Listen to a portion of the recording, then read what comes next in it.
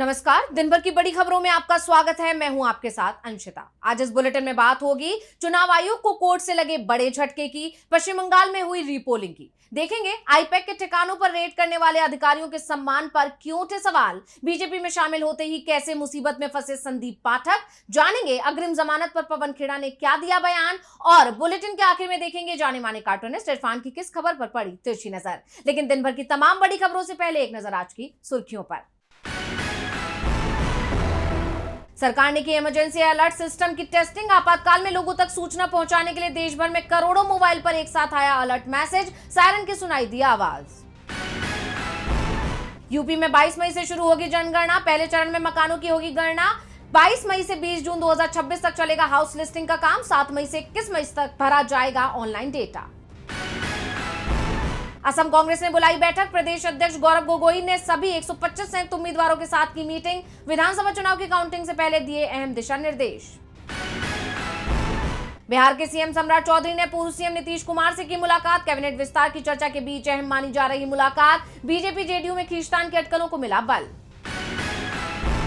पश्चिम बंगाल विधानसभा चुनाव को लेकर टीएमसी ने बुलाई सभी उम्मीदवारों की बैठक। बैठक में सीएम ममता बनर्जी ने किया दावा, 200 से ज्यादा सीटों पर मिलेगी टीएमसी को जीत। ये तो थी सुर्खियां। अब बात आज की सबसे बड़ी खबर की। पश्चिम बंगाल विधानसभा चुनाव के नतीजे आने से महज कुछ घंटे पहले राज्य में सियासी पारा चरम पर है। 4 मई की मतगणना से पहले तृणमूल कांग्रेस और चुनाव आयोग के बीच कानूनी जंग छिड़ गई है। टीएमसी ने सुप्रीम कोर्ट का रुख किया, जिसमें उसे बड़ी जीत भी हासिल हुई, और अब पोलिंग बूथ के सीसीटीवी फुटेज को लेकर भी पार्टी बड़ा कदम उठाने की तैयारी में है। देखिए रिपोर्ट। पश्चिम बंगाल चुनाव के नतीजे आने में अब कुछ घंटे का वक्त ही बचा है, लेकिन उससे पहले राज्य में भयंकर बवाल मच गया है। चुनाव आयोग के खिलाफ टीएमसी ने लगातार मोर्चा खोला हुआ है और अब दोनों के बीच कानूनी और राजनीतिक जंग तेज हो गई है। ये मामला मतगणना केंद्रों पर स्टाफ की तैनाती से जुड़ा हुआ है। दरअसल चुनाव आयोग ने एक सर्कुलर जारी कर ऐलान किया था कि पोलिंग बूथ पर केंद्रीय कर्मचारियों की तैनाती होगी, लेकिन टीएमसी ने इस पर आपत्ति जताई है। और जब ये मामला सुप्रीम कोर्ट पहुंचा, टीएमसी की तरफ से अपनी दलीलें पेश की गईं, तो आखिरकार चुनाव आयोग को ही झुकना पड़ा। टीएमसी की तरफ से पेश वकील कपिल सिब्बल ने कहा कि ऑब्जर्वर्स की ये नियुक्ति राज्य और केंद्र सरकार के कर्मचारियों का एक रैंडम चयन होना चाहिए। जिसके बाद कोर्ट ने ये तो कहा कि चुनाव आयोग का फैसला नियमों के खिलाफ नहीं है, लेकिन जस्टिस बागची ने यह भी साफ किया, ये विकल्प खुला है कि मतगणना पर्यवेक्षक और मतगणना सहायक पर्यवेक्षक केंद्र सरकार के हो सकते हैं या राज्य सरकार के। इसलिए जब ये विकल्प खुला है तो हम ये नहीं मान सकते कि यह अधिसूचना नियमों के विपरीत है। जिस पर कपिल सिब्बल ने कहा कि चुनाव आयोग ने राज्य सरकार के किसी प्रतिनिधि को नियुक्त नहीं किया है। हम तो बस यही चाहते हैं कि चुनाव आयोग का जो सर्कुलर है वो अपने सर्कुलर का पूरी तरह से पालन करें। जिसके बाद चुनाव आयोग की तरफ से पेश वकील डीएस नायडू ने कहा, रिटर्निंग ऑफिसर के पास ही मतगणना प्रक्रिया की मुख्य और सर्वोच्च शक्ति होती है और मतगणना के दिन हर बूथ पर तैनात रहने वाला रिटर्निंग ऑफिसर राज्य सरकार का कर्मचारी ही होगा। रिटर्निंग ऑफिसर के पास ही पूरी प्रक्रिया की निगरानी और रैंडम तरीके से मतगणना पर्यवेक्षकों के चयन की प्रमुख जिम्मेदारी होती है। रिटर्निंग ऑफिसर राज्य का होने के कारण नियंत्रण राज्य मशीनरी के पास भी रहेगा। यानी टीएमसी की तरफ से जो डिमांड सुप्रीम कोर्ट में की जा रही थी, चुनाव आयोग ने उसको मान लिया। सुप्रीम कोर्ट ने भी नायडू से कहा कि हम आपकी दलीलों को रिकॉर्ड पर ले रहे हैं। कोर्ट के फैसले को टीएमसी ने अपनी जीत बताया है। टीएमसी सांसद सागरिका घोष ने कहा कि ज्ञानेश कुमार को सुप्रीम कोर्ट से बड़ा झटका लगा है। नहीं, ये टीएमसी के लिए झटका नहीं है, जैसा कि कुछ गोदी मीडिया रिपोर्ट कर रहे हैं। सुप्रीम कोर्ट ने साफ कर दिया है कि मतगणना कर्मचारियों का चयन केंद्र और राज्य दोनों के कर्मचारियों में से रैंडमली किया जाना चाहिए। ये केवल केंद्रीय या सार्वजनिक क्षेत्र के उपक्रमों के कर्मचारियों तक सीमित नहीं होना चाहिए। चुनाव आयोग ने इसका पालन करने का वादा किया है। यानी फिर से स्कोर ज्ञानेश 0 और टीएमसी 1 है। तो अभी ये मामला शांत भी नहीं हुआ था कि अब टीएमसी एक बार फिर सुप्रीम कोर्ट जाने की तैयारी कर रही है। इस बार उसकी मांग मतगणना से जुड़े सीसीटीवी फुटेज को सार्वजनिक करने की है। कपिल सिब्बल ने इसकी जानकारी देते हुए कहा है कि चुनाव आयोग के मौजूदा प्रावधानों के मुताबिक रिकॉर्डिंग्स 45 दिन के बाद नष्ट कर दी जाती हैं। अगर मतगणना में कोई गड़बड़ी होती है तो 45 दिन बाद उसकी पुष्टि कैसे होगी। आने वाले दिनों में हम मतगणना से जुड़े सीसीटीवी कैमरे के फुटेज की भी मांग करेंगे और वो नहीं देंगे तो हम सुप्रीम कोर्ट जाएंगे। टीएमसी का कहना है कि अगर पूरी प्रक्रिया पारदर्शी है तो सीसीटीवी फुटेज सार्वजनिक करने में क्या दिक्कत है। इस पूरे घटनाक्रम से साफ है कि आने वाले वक्त में टीएमसी और चुनाव आयोग के बीच टकराव बढ़ने वाला है बहरहाल टीएमसी की इस मांग पर अब चुनाव आयोग का क्या जवाब आता है ये देखना होगा। बंगाल में चुनाव को लेकर चुनाव आयोग बुरी तरह घिरा हुआ है। टीएमसी लगातार चुनाव आयोग की पारदर्शिता पर सवाल उठा रही है और ये टकराव तब और ज्यादा बढ़ गया जब बीजेपी की शिकायत पर एक्शन लेते हुए चुनाव आयोग ने दक्षिण 24 परगना में 15 बूथों पर रीपोलिंग के आदेश दे दिए। लेकिन पुनर्मतदान के दौरान भी जमकर बवाल हुआ। टीएमसी नेताओं ने प्रदर्शन किया और निष्पक्षता की मांग उठाई। तो काउंटिंग से पहले बंगाल में क्यों गरमाई सियासत, जानने के लिए देखिए रिपोर्ट। पश्चिम बंगाल के दक्षिण 24 परगना में 15 बूथों पर रीपोलिंग करवाई जा रही है। ये रीपोलिंग प्रमुख रूप से डायमंड हार्बर और मगराहट पश्चिम की सीटों पर हो रही है, जो टीएमसी का गढ़ मानी जाती है और बीजेपी की तरफ से ईवीएम में गड़बड़ी और हिंसा की शिकायतों के बाद ये फैसला किया गया है। ऐसे में पहले से ही चुनाव आयोग सवालों में घिरा हुआ है और अब पुनर्मतदान के दौरान भी जमकर बवाल देखने को मिला। टीएमसी महासचिव अभिषेक बनर्जी के क्षेत्र डायमंड हार्बर में टीएमसी और बीजेपी कार्यकर्ताओं के बीच झड़प हो गई। फाल्ता, जहां से जहांगीर खान उम्मीदवार हैं, वहां तो पुलिस ने लोगों पर लाठियां भी बरसाई। भारी तनाव के बीच शाम 6 बजे तक लगभग 85% मतदान हुआ। हालांकि अंतिम आंकड़ों में ये संख्या बदल सकती है। इस बीच कालीघाट पुलिस स्टेशन के ऑफिसर इंचार्ज गौतम दास को सस्पेंड करने की भी खबर आई है। दरअसल उन्होंने सोशल मीडिया पर बंदूक के साथ एक तस्वीर पोस्ट की थी जिस पर लिखा था नए काम के लिए तैयार, जिस पर टीएमसी ने चुनाव आयोग में शिकायत दर्ज कराई और अब उनके खिलाफ एक्शन ले लिया गया है। इन सब के बीच स्ट्रांग रूम में रखे ईवीएम को लेकर विवाद भी बढ़ता जा रहा है। टीएमसी ने कोलकाता खुदीराम अनुशीलन केंद्र के रिटर्निंग ऑफिसर के खिलाफ शिकायत दर्ज कराई है।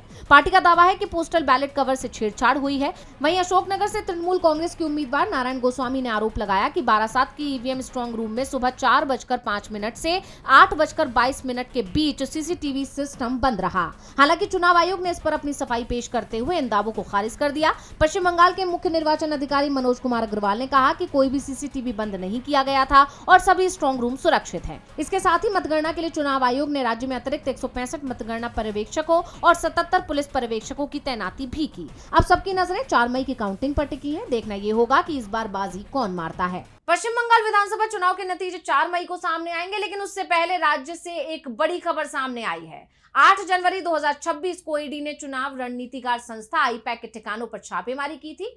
आईपैक के को फाउंडर विनेश चंदेल को गिरफ्तार कर लिया था और अब 29 अप्रैल को जब राज्य में चुनाव खत्म हुए तो विनेश चंदेल को जमानत भी मिल गई और अब आईपैक रेड में बेहतरीन काम के लिए 2 अधिकारियों को सम्मानित भी किया गया है, जिस पर सवाल उठ रहे हैं। देखेंगे रिपोर्ट में। पश्चिम बंगाल विधानसभा चुनाव में सियासी दलों की सक्रियता से ज्यादा ईडी की सक्रियता दिखाई दी। ईडी के अधिकारी पूरे चुनाव के दौरान लगातार छापे मारते रहे और जिन संस्थान या व्यक्ति के ठिकाने पर छापे मारे जा रहे थे उसका संबंध कहीं ना कहीं टीएमसी से जुड़ता दिखाई दे रहा था। इसमें से एक नाम कोलकाता में पॉलिटिकल कंसल्टेंसी फर्म आईपैक और उसके डायरेक्टर और सह संस्थापक विनेश चंदेल का भी था। आईपैक को चुनाव में टीएमसी की रणनीति बनाने का जिम्मा मिला था।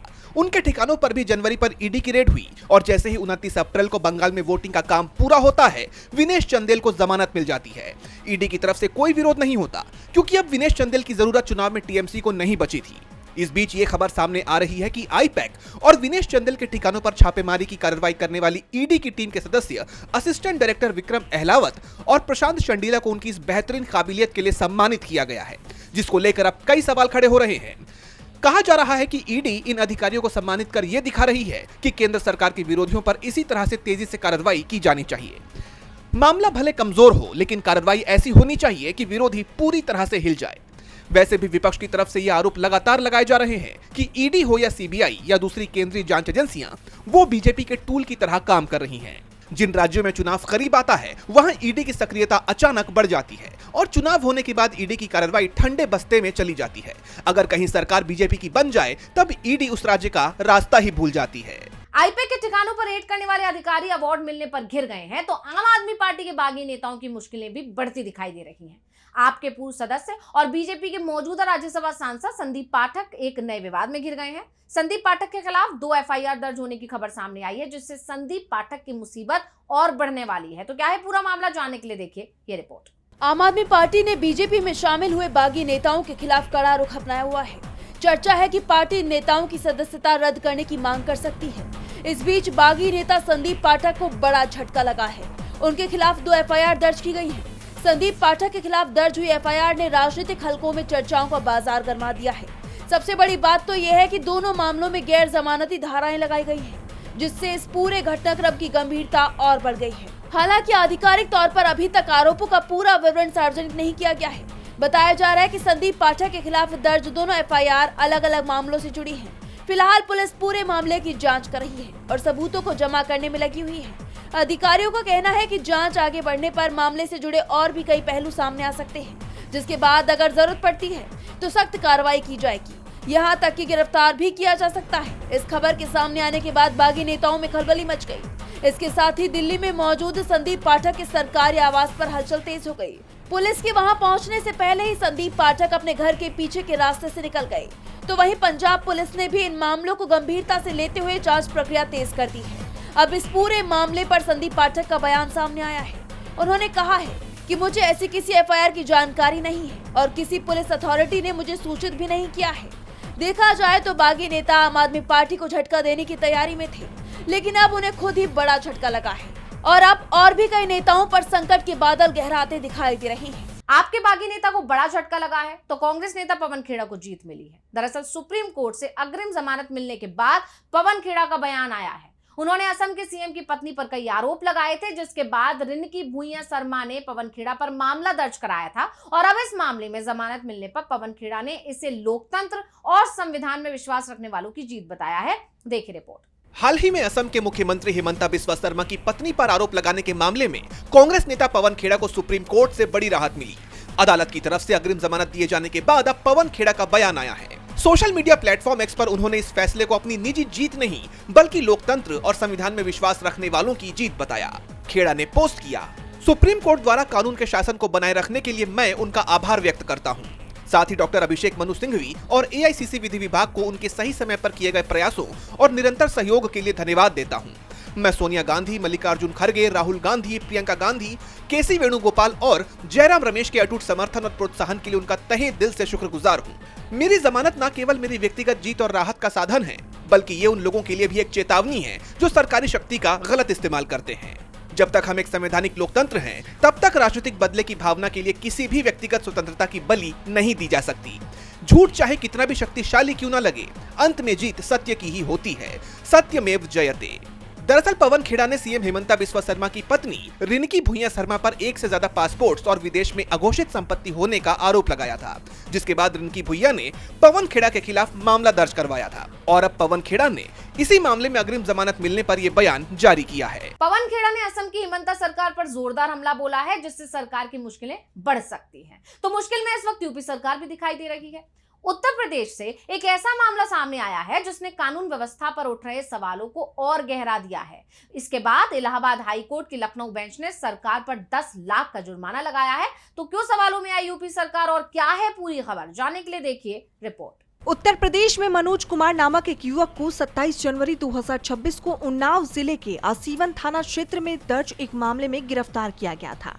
गिरफ्तारी के बाद 3 महीने तक मनोज कुमार को जेल में रखा गया, लेकिन ना तो कोई स्पष्ट आरोप तय किए गए और ना ही कोई कारण बताया गया, जिसे लेकर इलाहाबाद हाईकोर्ट लखनऊ बेंच ने मनोज कुमार की तत्काल रिहाई का आदेश दिया और राज्य सरकार को कड़ी फटकार और 10 लाख रुपए का जुर्माना लगाया है। ये फैसला जस्टिस प्रमोद कुमार श्रीवास्तव और जस्टिस अब्दुल मोइन की खंडपीठ ने एक बंदी प्रत्यक्षीकरण याचिका पर सुनाया। कोर्ट ने कहा, जब इतने बड़े अधिकारी अपर मुख्य सचिव गृह का ये हाल है तो दूसरे अधिकारी किस स्तर पर काम कर रहे होंगे।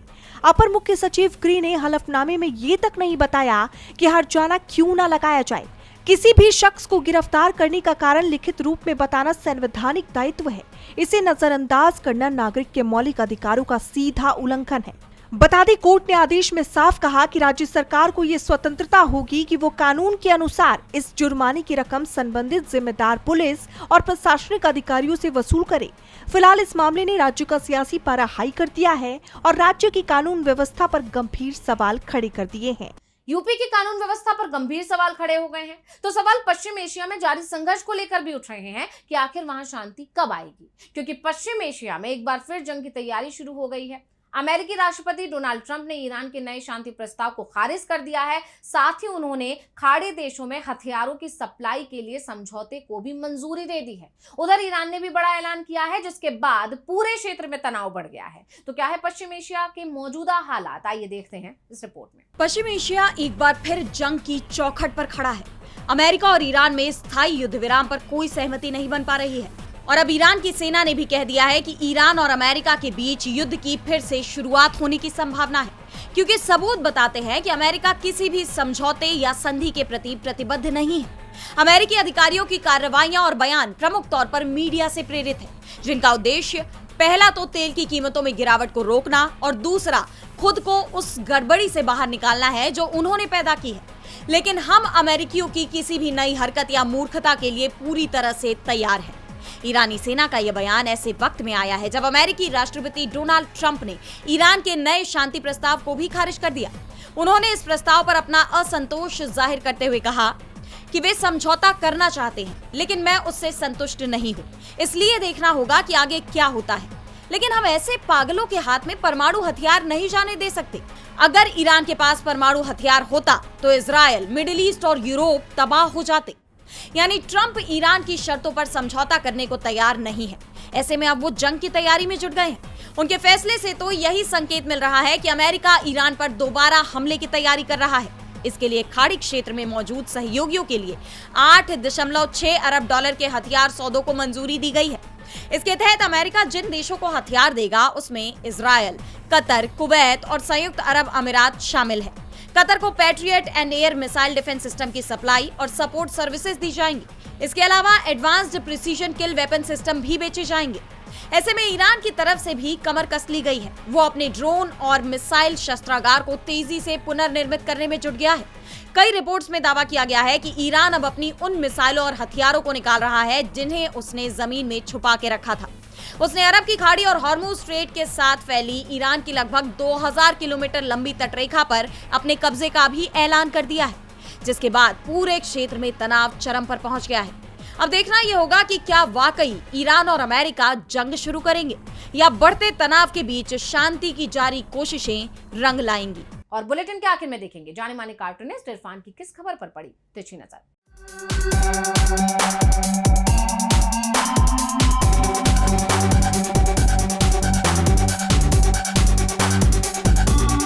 कल जबलपुर में एक बड़ा हादसा हो गया जहां पर एक डैम में क्रूज के डूब जाने पर 9 लोगों की जानें चली गई और कई सारे लोग अभी भी लापता हैं।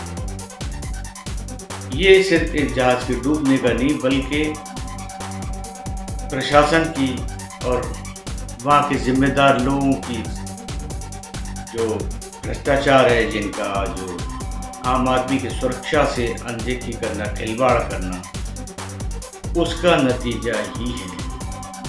इस तरह की घटनाएं हो रही हैं लगातार ही, जहां पर प्रशासन और जो जिम्मेदार लोग हैं वो अपनी जिम्मेदारी से बिल्कुल ही बच रहे हैं।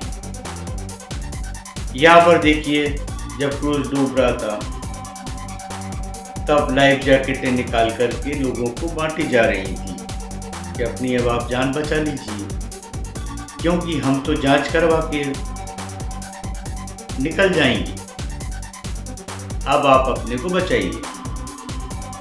ये एक मामला नहीं है इस तरह का। अभी देखिए, पिछले 2-3 दिन पहले ही गाजियाबाद में इंदिरापुरम के अंदर जब हाई राइज बिल्डिंग के अंदर आग लगी तो वहाँ पर पहुँचने के लिए फायर ब्रिगेड के पास में पर्याप्त सीढ़ियाँ तक नहीं थी। आम आदमी की सुरक्षा के लिए कहीं पर भी कुछ नहीं है, लोगों को अपनी ही जान खुद ही बचानी पड़ रही है। ऐसे में क्या कुछ बचेगा? सब कुछ डूब नहीं जाएगा, सब कुछ क्या भस्म नहीं हो जाएगा?